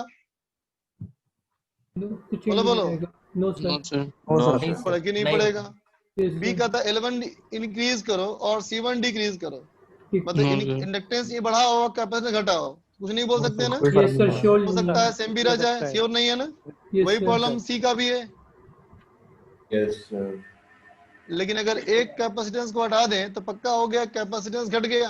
कैपेसिटेंस घट गया तो फ्रीक्वेंसी बढ़ जाएगा। फ्रीक्वेंसी बढ़ गई। Yes sir. 6 में देखो, अब 6 में कहता है if the AC source G of 100 volt rating at resonance frequency then average power निकाल सकते हो अब तो बेटा तुम? Yes sir. सबसे पहले क्या करोगे? बोलो। सबसे पहले बेटा इम्पीडेंस निकालोगे। ठीक है बच्चा, है ना? और क्या कहता है सवाल में? रेजोनेंस ना बच्चा। रेजोनेंस कंडीशन में इम्पीडेंस क्या होता है? रेजिस्टेंस के बराबर होता है ना बेटा वो? तो IRMS निकल जाएगा। बोलो। पावर क्या बताया तुमको था मैंने? IRMS cos phi करने की जरूरत नहीं है, ऐसे ही हो जाएगा। IRMS स्क्वायर इनटू R हो जाएगा। yes sir 7वां देखो average energy stored by the inductor L2। कहता है L2 वाले में एवरेज एनर्जी क्या होगा? है ना बेटा? Average energy stored in the inductor L2 है ना बेटा? तो बताओ तो अगर तुम्हें एवरेज एनर्जी की बात की जाए तो पहले तो बताओ एनर्जी क्या होता है इंडक्टर का formula? Half L square. Half L I square. ठीक है ना बेटा? अब मुझे बताओ, मुझे U को एवरेज करना है बेटा, है ना? तो किसका एवरेज करूं? आई स्क्वायर का। आई स्क्वायर का है ना बेटा? और आई स्क्वायर का एवरेज का मतलब क्या हो गया? आई RMS का स्क्वायर। बन गया सवाल। Yes sir. 8वां thermal energy produced by the resistor R in time 1 microsecond. कहता है बेटा 1 माइक्रोसेकंड में, है ना? अब देखो बेटा सावधानी, सावधानी क्या दिखानी है हमें कि टाइम कितना दिया बताओ? 1 माइक्रोसेकंड। 1 माइक्रोसेकंड बहुत छोटा टाइम है ना ये टाइम बेटा बहुत छोटा है ना? तो जब भी ऐसा टाइम बहुत छोटा है बेटा तो थोड़ा सावधान हो जाने का। ठीक है ना? सबसे पहले क्या देख लो अपना कि तेरा टाइम पीरियड क्या है। ओमेगा कितना था बेटा? सवाल में आया था हम लोग का 5000 है ना बेटा? तो टाइम पीरियड क्या होगा? 2 पाई बाई टी। इसको बोल सकते हो क्या 2 pi by 5 into millisecond. बोलो। यस अब देखो टाइम पीरियड बेटा मिली सेकेंड में है ना? और ये टाइम बेटा माइक्रो सेकेंड बहुत छोटा है ना? बोलो। यस सब सोच के देख बेटा, एक साइकिल तो ऐसा बनाओगे तुम, है ना? एक क्या पूरा टाइम पीरियड हुआ बेटा? ये टाइम जो है 1 माइक्रो सेकेंड हो सकता है कि यहाँ हो सकता है कि यहाँ हो सकता है कि यहाँ हो। बहुत छोटा है ना वो? हो सकता है कि यहाँ हो। बोलो, कुछ बोल सकते हैं क्या हम? तो आंसर बताओ। Not possible to complete. Clear? Yes. Third हो गया। Yes sir. Yes sir. Exercise दिया था मैंने। Yes sir. अगर 8 में टाइम बहुत बड़ा होगा तो IRMS स्क्वायर इंटू R कर देंगे ना बेटा? पावर ना वो तो होगा बेटा, हमें एनर्जी चाहिए। IRMS स्क्वायर इंटू टी कौन सा रखें? IRMS की बात तब ना कर सकते हो बेटा जब तुमको पता हो कि टाइम बहुत बड़ा हो। कम से कम एक साइकिल का ना होना चाहिए बेटा एवरेज। बोलो। Yes sir. Okay sir. Okay sir. अब 3 पार्ट 1 में बताओ, डाउट है कोई? सेकंड डाउट है सर सेकंड में सेकंड डाउट फोर्थ है सर। सर ये पी में तो सर स्टडी स्टेट का भी आ ही नहीं सकता। पी में steady state yes sir oscillate करती रहेगी So you were given main resistances, capacitors and inductors. They are connected to a variable DC voltage source. है ना बेटा? Because the next 3 circuit in different ways as shown in column 2. When a current I flows through circuit, the corresponding voltage V1 and V2 are related in column 1. ठीक है बच्चा, देखो तो पहला में कहता है बेटा I equal to 0, है ना? तो V1 is proportional to I. तुम बताओ होगा क्या? बोलो। No sir. कुछ नहीं बोल सकते ना बेटा पी में? बोलो। कुछ नहीं बोल सकते है ना बेटा? बी में? क्यू में बोल सकते हो क्या?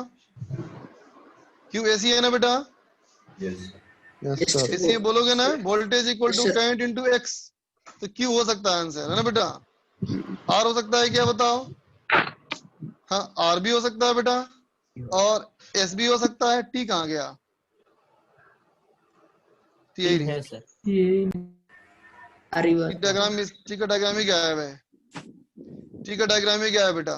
नहीं सर डायग्राम है सर, वो नीचे हो गया है sir number. Okay okay okay okay okay okay हाँ समझ में, उल्टा समझ गया मैं। ठीक है, पी में नहीं हो सकता, क्यू में नहीं हो सकता, है ना बेटा? दोनों डीसी में नहीं बोल सकते ना बेटा, हम लोग डीसी में बात नहीं बोल सकते, एसी में बोल सकते हैं ना। क्लियर? तो एक आंसर क्या आया? R S T. अब देखो बी में कहता I is not equal to 0 and V2 is more than V1, है ना बेटा? I is more than 0, V2 more than V1, तो कैसे करोगे? रिएक्टेंस निकालोगे बच्चा, रिएक्टेंस निकाल करके कंपेयर करोगे रेजिस्टेंस से। अगर रिएक्टेंस बड़ा होगा तो बड़ा हो जाएगा वोल्टेज, अगर रिएक्टेंस छोटा हो जाएगा तो इंडक्टर का वोल्टेज छोटा हो जाएगा। बात समझ में आया बेटा? Yes sir. अब कहता है V1 सी कहता है V1 equal to 0, V2 equal to V। इसका मतलब क्या आना चाहिए? रेजोनेंस। अगर एसी में बात करोगे तो रेजोनेंस। क्या एसी में कभी रेजोनेंस में आने के लिए क्या होना चाहिए? इंडक्टर और कैपेसिटर दोनों होना चाहिए। Yes sir. वो तो किसी में नहीं है, बोलो वो तो किसी में नहीं है ना बेटा? ठीक है, इसका मतलब क्या बचा ऑप्शन हमारे पास? पी और क्यू में से कोई बोलो। तो स्टडी स्टेट में क्या होगा बेटा बोलो? स्टडी स्टेट में कैसे बिहेव करेगा इंडक्टर? आइडियल क्या बन जाएगा? सी आइडियल वायर। तो सी का बताओ ऑप्शन। पी और क्यू? पी भी होगा, क्यू भी ना होगा बेटा? एक मिनट रुको। पी नहीं होगा ना बेटा? पी में तो एलसी है ना रे, ये तो ऑसिलेशन होगा। पी में एलसी है ना, ये तो ऑसिलेशन होगा बेटा। लेकिन आंसर दिया है। लेकिन यस सर यही डाउट आंसर दिया है। यस सर, उसने लिख के रखा है, सॉल्यूशन में लिखा भी है कि स्टेडी स्टेट नहीं आएगा। Yes sir P Q. Yes sir P और क्यू। क्यों लिखा है वैसा? लिखा नहीं होना चाहिए।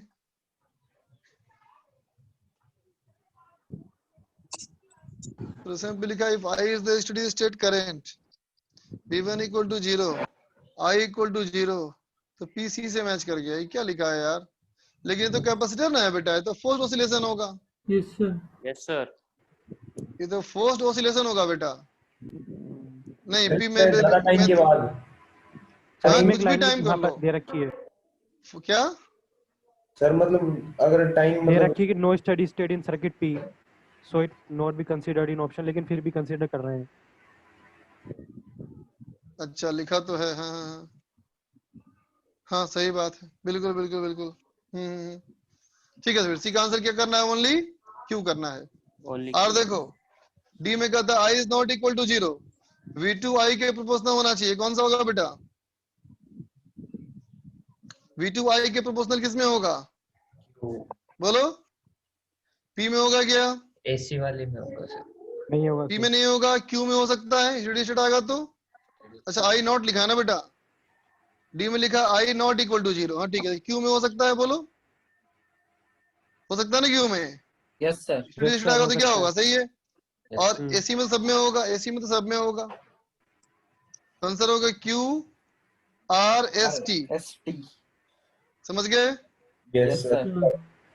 अब चल टाइम भी खत्म हो गया, अब आगे का देता हूँ होमवर्क। तो इस तरह से एसी में तो पूरा कर चुके हो तुम लोग, मैं नहीं कर पाया, तुम कर दिए ना पूरा। Yes sir. Yes sir.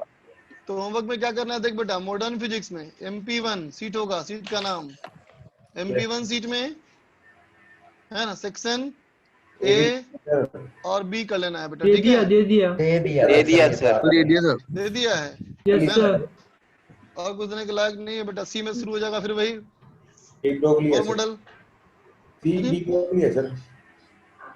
चलो ये जो होमवर्क था पहले वही फिर होमवर्क है, डीईपी करवाओगे तुम लोग? सर एक्सरसाइज 2 पार्ट डीईपी कल 1। करेंगे discuss, yes sir. Yes sir. है ना? अच्छा ये बताओ, ऐसा करूं क्या, तुम लोग को कॉमन टाइम देख कर दूं डिस्कस क्या? Yes sir yes sir.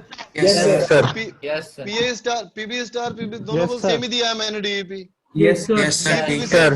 24 sir. मतलब एक क्लास वेस्ट करने के बजाय कहीं पे टाइम ले लें हम लोग और। Yes sir. सर ठीक है चलो, उपाय करता हूँ ऐसा कुछ। सर ठीक बच्चों, पूछ लेना चलो। सर, हमारी कोई और क्लास ना हो उस टाइम में। तुम्हारी शाम में क्लास है क्या कल? कल शाम में सर अभी सर है सर। कल नो सर नहीं है सर। नहीं है। कुछ भी 4:30 नहीं है सर, सैटरडे को नहीं है। कल सर नहीं है। मैथ की है सर, बोर्ड की एक्स्ट्रा क्लास है। कुछ भी होगी, 8 बजे के बाद तो क्लास कोई नहीं होगी। नहीं है सर, नो नहीं है। सर, सर 6:30 तक की है बस हमारी। नहीं है सर। 8:30 रख लो सर। रात में ही रखूंगा। 8 से ओसी की हो सकती है पर नहीं होगी। अरे नहीं है, नहीं होगी, IP की है। हुआ है। चलो बाय बाय बाय बाय। कल रख लेना सर।